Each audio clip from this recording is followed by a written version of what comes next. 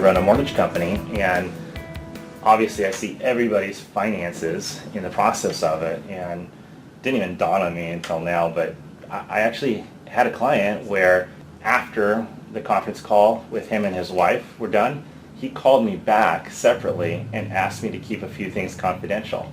And he actually had a different amount of money every month from his paycheck going to a separate bank account that she didn't know anything about. Mm-hmm. And what I find is odd, though, is like I remember hanging up and thinking, oh, this is a bad situation for me to be in first. But then I remember hanging up and going, how does she not know, like, when they do their taxes at the end of the year? I mean, the W-2, right, the paychecks. I don't know how he's pulled it off, but she may not even look at it.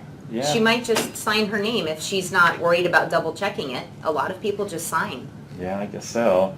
So what do you recommend in a situation like that? Because obviously your business is divorce, mm-hmm. and getting it over with, right, as easy as possible.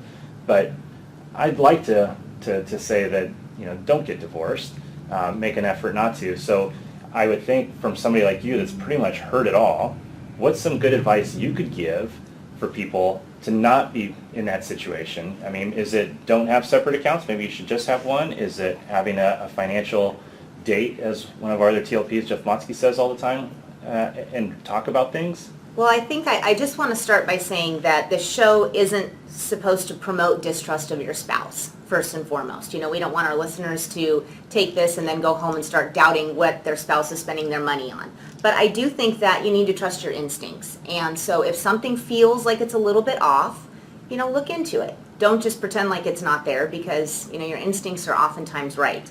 But as far as some practical advice, I would say that in my opinion it would be better to have one main account that all the money goes into, whether it's a dual income or a single income.